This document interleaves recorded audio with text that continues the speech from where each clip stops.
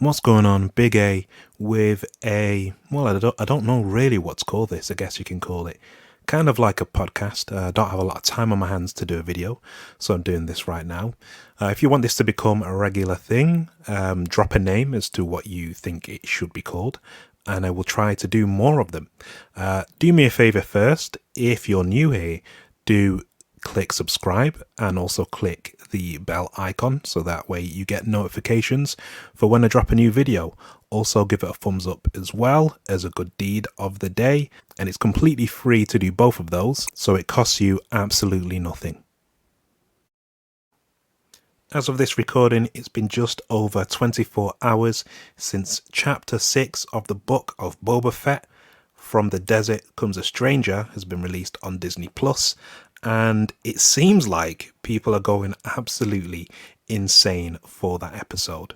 And I'm going to get into the reasons as to why people have been going crazy for it. The Book of Boba Fett, it's been quite a polarizing show for Star Wars fans. It has kind of separated people. There are certain elements that I do like within it and others I don't like as much.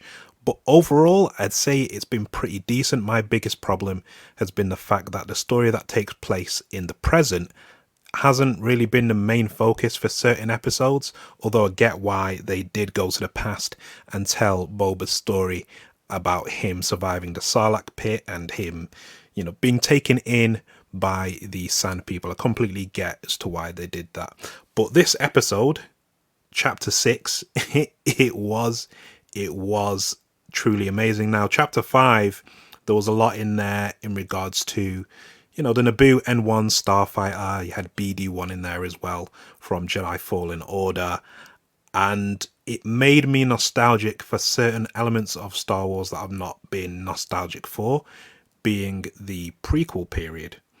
I've never been nostalgic for it. I watch those movies on DVD and Blu-ray every now and again, but I've never had nostalgia. Whereas this episode, episode 5 of the Book of Boba Fett, it made me care. It got me pumped for seeing the Mandalorian in his new starfighter that Pelimoto got for him, that they built together. It was great. It was cool hearing stuff about the dark saber as well. That was brilliant. And what happened after it was given to Bo-Katan by Sabine Wren. All that stuff was brilliant. But chapter 6, for me, that took the cake, because you start off the episode with reintroducing Cobb Vanth, who I didn't think we'd see for a while, but we got to see him again, and it was cool. And they've gone 100% Western. It's the desert, it's cowboys, and I love it when Star Wars does that. And it was cool to see Cobb Vanth again, and not really knowing as to how it would play into the wider story, but he would come into play at some point in the episode. That was cool. So that's a character from The Mandalorian who we're seeing more of. But then you've got Mando going to the planet where Luke is training Grogu, because Mando wants to see Grogu. I didn't think we'd see Luke again for a while, but my gosh, not only did we get to see him again, they really did improve the deepfake CGI technology that they use, because last time you accepted it, although it looked a little bit dodgy, whereas this time I went, what? It was that good. I was like, this has just got to be reused footage of Mark Hamill. It might be, but I was looking at the eyes, but the eyes looked so real. They did not look dead. It looked like the eyes were emoting. So it was very well done. It's a massive improvement.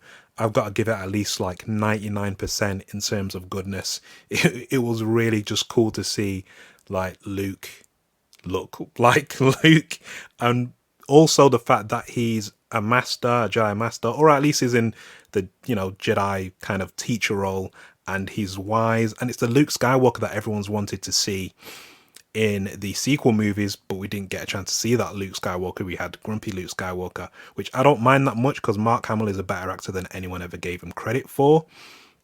But seeing him in his prime, when he's got to be about 30 years old at this point, and it's 4 or 5 years after Return of the Jedi, and he's just on another level, and he's just cool. See him in his new gi as well. Like his new get up, it's a black get up similar to Return of the Jedi, but it's not the exact same one. And just seeing him train Grogu was cool.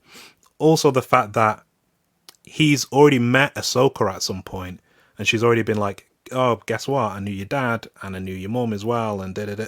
You know what I mean? And it was just like, I need to see the moment where they meet, because it's just cool that you've got Cobb Vanth in this episode, who was introducing Mando. Then you've got Ahsoka, who's an animated character, who's then being shown in Mando as a live action character played by Rosario Dawson. And it's just like the convergence of the prequel movies, certain elements from them, and obviously Clone Wars and Rebels. They're all converging in both The Mandalorian and the Book of Boba Fett, which is great because a lot of the time I felt, well, the movies are separate from these other things, and I wish they could all intersect, but they can't, because, you know, certain actors are deceased, unfortunately, and these characters weren't thought about until after the original trilogy was made, or until after the prequels were made and stuff like that.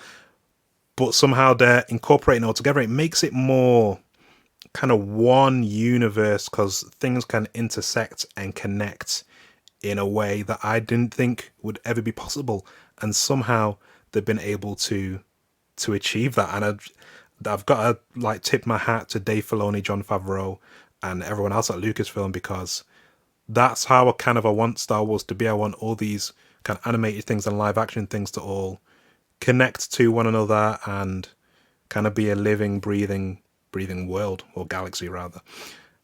The training of Grogu, I thought that was really interesting, because before that he's used his powers, he's used his Jedi powers, but we've not really seen what he's capable of other than lifting and blocking things, really. And this was Luke kind of taking that teacher student role.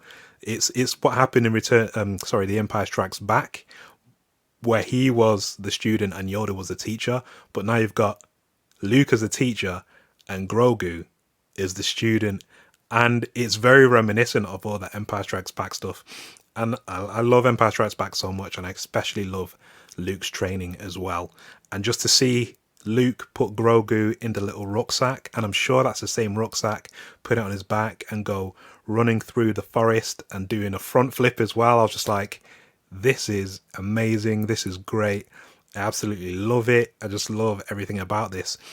And Luke's not just there for purely for nostalgia. I disagree with people that are like, oh, well, he's only in it just because he's Luke and nostalgia and that's all Star Wars is now. Da, da, da. I disagree, because the whole point of this version of Luke is to actually be a teacher. He's actually trying to tell Grogu about what the Jedi path is and what the wider world is like and what the galaxy is like. He's actually teaching him. So it's not like he's there just to be there.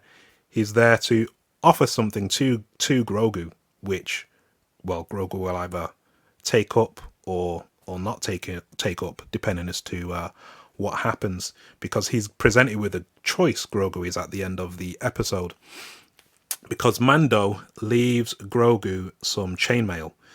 He actually decides not to see Grogu because, Ahsoka's like, well, are you doing it for Grogu or are you doing it for yourself?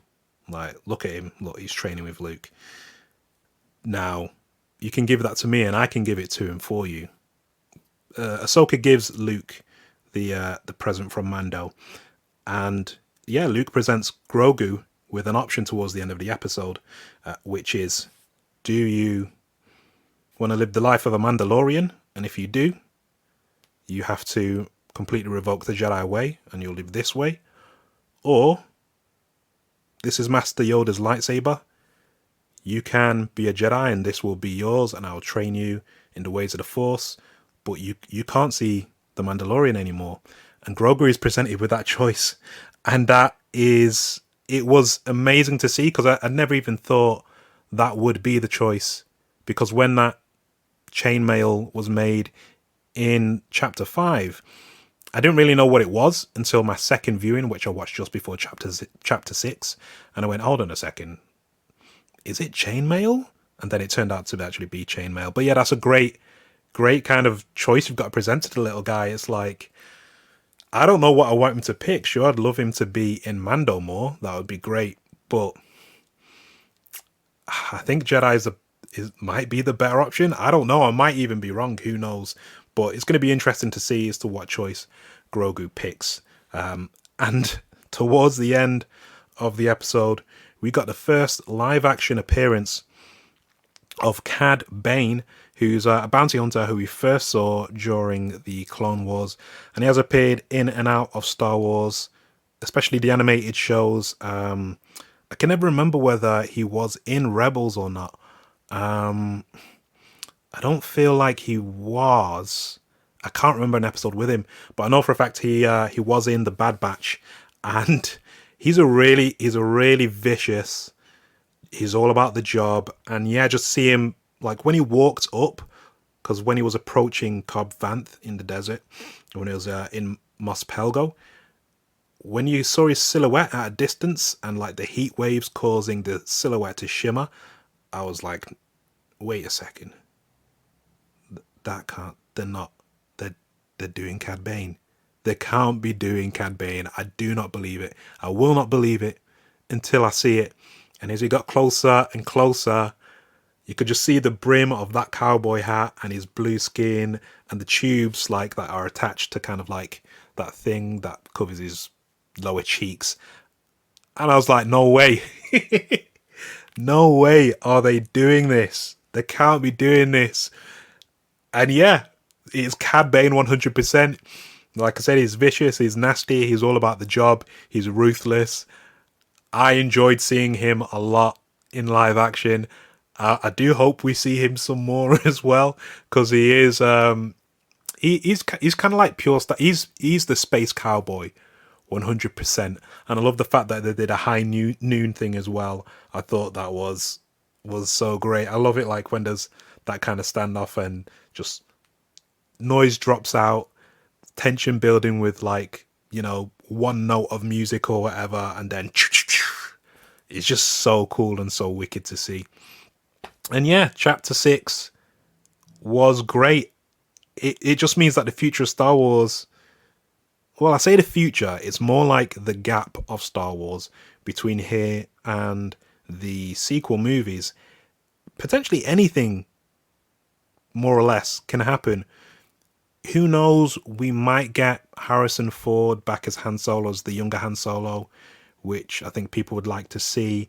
Maybe they will use that deepfake technology and voice algorithm software to make Harrison Ford appear and sound like the younger Harrison Ford. Maybe we can get Billy Lord to play Princess Leia. I don't know. It's a bit of a weird one. I do understand that she's, you know, Carrie Fisher is deceased, and it's like, well, if Billy Lord wanted to do it, then and thought it was okay, then I'd be okay with that.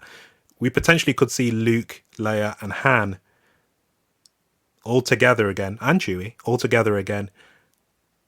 And I know it's not the same as the actual actors themselves, but it's kind of as good as it could get. I mean, I would take that over not having it at all, because I like Dave Filoni and I like what he does, and I like Jon Favreau and I like what he does and what they've done with the franchise. But yeah, I just love that it's all the elements of Star Wars. So, like I said earlier, comics, these TV shows, the films, and the games kind of all kind of intersect, especially with obviously Black Chrysanthemum as well appearing, who was in the comics and now he's appearing in live action. And yeah, I think some of these future Star Wars shows could carry on doing that kind of thing, and we'll have different characters pop up in other characters' stories. And yeah, the possibility is endless. Like, I would especially love to see a Rogue Squadron, the movie. I know Patty Jenkins was doing it or is doing it.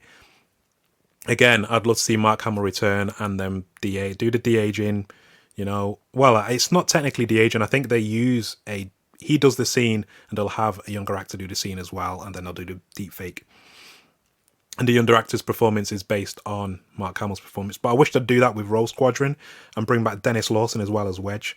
But anyway, I've been rambling for quite a while. Let me know as to what you think of this kind of podcasty type video, whether you want to see more of them, your opinions on Chapter 6 of the book of Boba Fett. Like, comment, subscribe, and as always, stick around and watch another video.